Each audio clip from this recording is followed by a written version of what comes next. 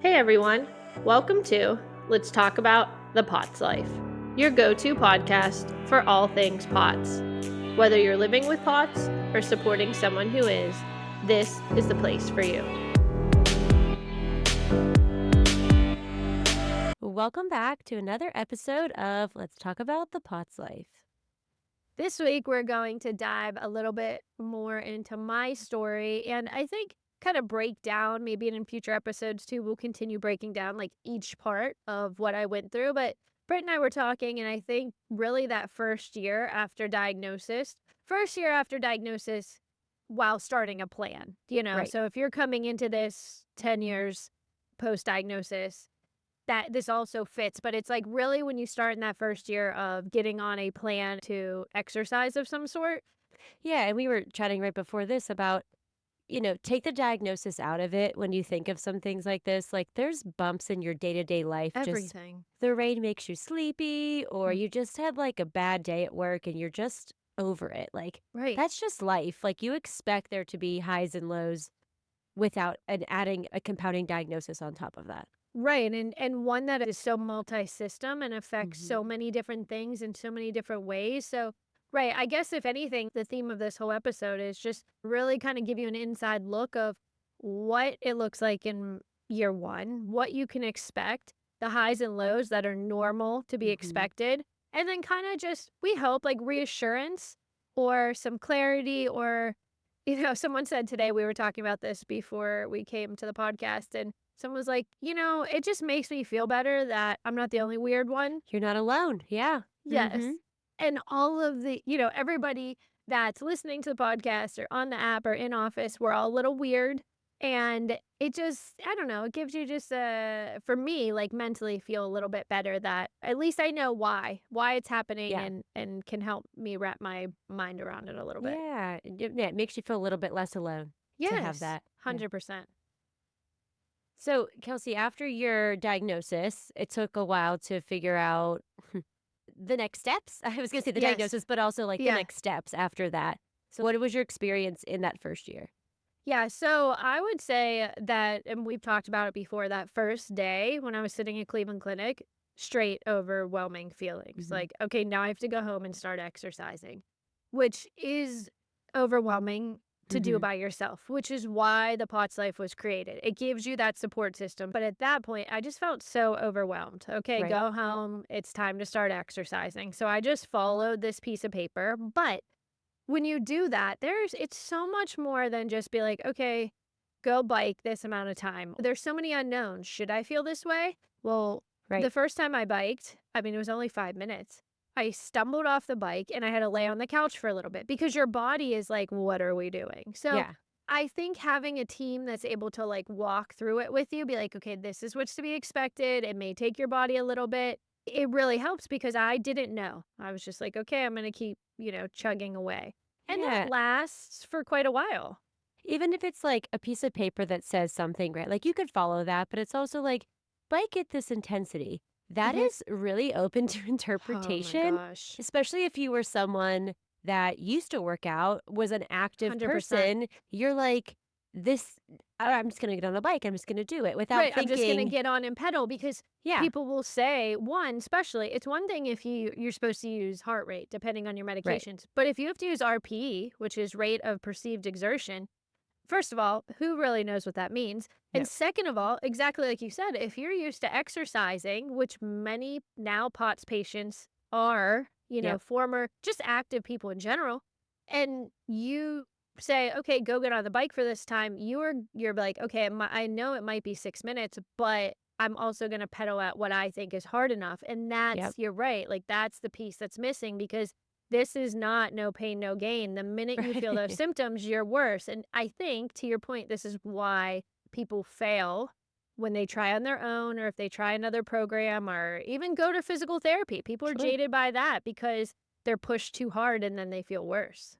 Yeah, so really having that accountability. So that's what the Mhm. program has done for people that are joining. They can ask questions about their Yes. perceived exertion or like heart rate, or, you can be there to support them with, like, yes, it does feel It's silly. You normal. are going Yes. very slow. Yes. I mean, we have videos built in the app that people watch prior to starting, because it is. I'm like, okay, go check Right. that video because this is going to be lower and slower than anything you've ever done Than before, what you're envisioning. Yeah.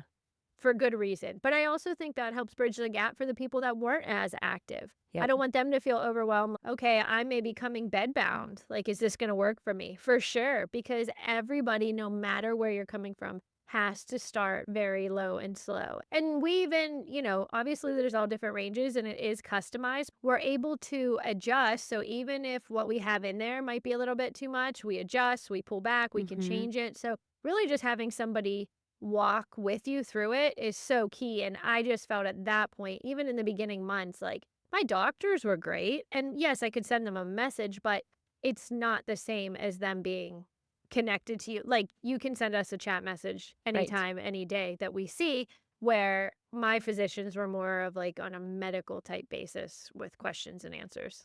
Right. And sometimes in that setting, rightly so, it's not even the physician you're talking to. You're Right. talking to their Oh, for nurse or sure. someone else, Right. so they have so many questions coming in. Not that we don't have a lot of questions coming in, but we do Right. prioritize trying to get to them as quickly as Yes. That possible. is, Yeah. I think, that's what's cool about this. We are on it. It's not AI generated responses. It's No. not, somebody that's just going to send you a statement answer and very vague. I mean, they're very personalized. And I always say, if I don't have the answer, at least we can point you in the right direction. And Yeah. Brit, with the nutrition, I mean, you can use that chat feature to get in touch with us at any time. So I just think having that piece would have helped me feel less alone, or, Mm-hmm. if I had questions about certain symptoms, or did I push it too hard, and that having that communication and reassurance would have been like so much better. Yeah. It really is one of the best features is like just the on-demand access and the support that you get throughout the program to help you. Like we've said, are you going to start day one with any program and just like it's going to go smoothly through No, the whole no, process? No. especially not with POTS. I No. mean, but I think that's why people join the app and reach out and do calls and come to our office, because I think that, we all know how crappy it feels to Mhm. feel this way. But being able to talk to someone who can relate, I think that's super valuable. Because you have setbacks, and I know, Kelsey, you had Uh, setbacks early on ER too. Go. trips, repeated weeks in the program. That's Mhm. what I want people to get. Like, I mean, yeah, I had ER trips and fluids, and it's only realistic, but it Right. doesn't mean you're failing. It's just a bump. Yeah, it's just something you have to another hurdle to overcome and Mhm. you move on. Yeah, that stress, it's so tied to your GI system. So if you are easily triggered with GI symptoms with your POTS, it is really something that you have to learn how to manage that because it will perpetuate some of those Yes, fatigue, dizziness, the appetite thing, all all of of that's it. so tied into it. I hope they can figure out one day more Yeah, about the relationship of it all, but there's right. just so much like overlap in there that it's yeah, you just really have to find something that you enjoy to manage your stress because we all Yes, have stress every day. That's 100%. not going away. It's just about how you manage it throughout the journey. And calming that nervous system, all the things Yeah. that we have built in the app, these different nervous system techniques, like calming techniques and retraining, and just adding that piece in, because that's a huge, Yeah. huge part. Like taking Mhm. that piece down, clarity from providers, the community support in there. I think, knowledge is power, and you feel better hearing from others, and, just all the things. So I think that really is another beneficial piece, because when I was diagnosed, I didn't know anybody. Yeah. And now you have a expansive network of Yes, all kinds of I people know a that you lot of could POTS talk to. patients. And I think it's important too to keep in mind in your first year or even in the first couple months that like you might not see the progress and you might have fears of backsliding or saying, I'm just going to power through even though I'm not feeling great, something else is happening because I don't want to go backwards or I don't want to stay in the same week. But we are here to empower you to not be afraid, to not No, be that's scared. normal. Mhm. Yeah. If you It need is to stay at a week a little bit longer, right. it's not a failure. No, it's normal, and it shouldn't you shouldn't add that to, like, your Yeah. guilt, or, like, to your plate, because it's like Britt said, it's totally normal. And I think when you have these setbacks, I was saying to her before we started that it is like a punch to the gut. Oh, because yeah. you start to taste a little bit of feeling, I wouldn't say like back to normal, but like, oh my gosh, I had a few good weeks in a row where I was really killing it on the Yep. biking and everything felt better. But then you either have stress or an illness or a combo of all of it. And then you feel like the wheels have come off. And 1000%, I know you feel like the wheels have come off. But there was someone in here, she's close to graduating next week. And she said, she was telling the girls that just started, she was like, you may feel like that, but guess what? Like, you get through it and it's Yeah. not as bad. And she had surgery towards the end of the program. And yeah, did you have like a little repeat? For sure. But it's not like starting back at normal. So just having the peace of mind and reminding yourself it's normal to feel this way. It's normal to have bumps. Yes, they completely stink. And I think Yep. mentally can cripple you more than when you're just used at the beginning, you're used to living every day sick, but they will pass and you will get over it. And these, what feel like giant hiccups, get less and less often, less Yep. intense, and they last for less time. Yeah. I was just thinking if you could equate this, your journey to like learning something new, like learning how to drive a car. Uh-huh. You are nervous at first, you're still figuring it out.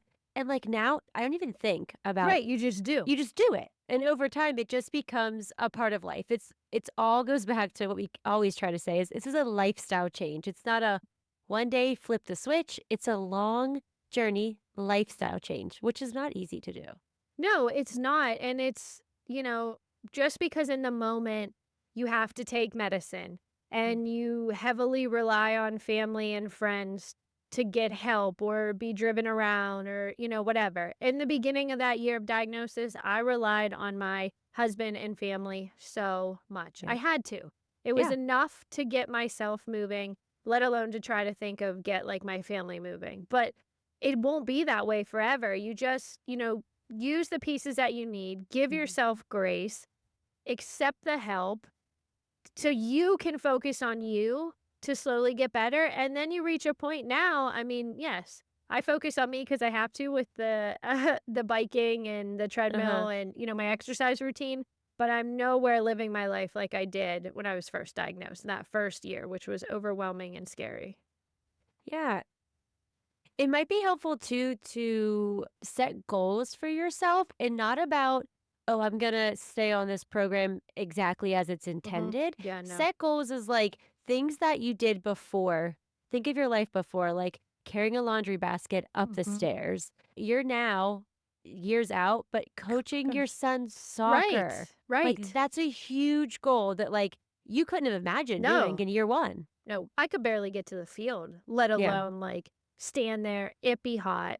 I just think sometimes when I leave, I'm like, wow, like I just do this, or just running my kids to practice. And, Right. not that I was non existent, I was there, like I was present. But in terms of like now looking at my life, like how Yeah. much I was just watching life go by, now I'm participating and moving and out with my kids and, just know that it can and it will get better. What's cool about those wins that Brit said built into the program, we have at different months, like different sheets you can fill out, goals for this month, things to write down where you came from, goals you have for the future, or just checking off like weekly things. Yep. I showered, I made a meal, I chatted with a friend, which seemed crazy. Yep. But yeah, showered, washed your hair, all the things. Like Yep. it's all the little life things, but they are so big when you're functioning in a body that's just not agreeing. Yeah, So, yes. walk to the mailbox, like, things that Yes. are but you can look back at that, right? Like, once Yes. you're further down, you look back and you're like, "I was celebrating washing my hair and 100%. walking to the mailbox, and now here 100%. I'm at today." So, y the bumps will get less bumpy as you Yes. go, and Kelsey, you're years out, but you've had some bumps recently. Oh, yes. I just this morning I started a new medication for my stomach and I upped the dose on Monday and I woke up with a full-fledged mast cell rash Yep. all over my face, all over my chest, which was new for me. I'm not usually a mast cell rash girl. Guess I am now. But so it just goes to show you, I say that because, not to gain pity, but to just be transparent that it can still be Yeah, bumpy. And my life is so much better and way more controlled. But also, I even experience hiccups here and there, and I now know how to deal with them. But I'll be honest, when I was washing my face this morning, I'm like, are you kidding me? Are you kidding yeah, me? I have everything I think just right. And then I throw this in, and here I am to deal with another bump. So again, the bump is so much less than it was 4 years ago. That was like a mountain then. This is Yeah. a little hiccup, but transparent in saying that it's still around. It still Everybody happens. experiences them. So if you think you're the only one, we're here to tell you no, it is 1000% normal.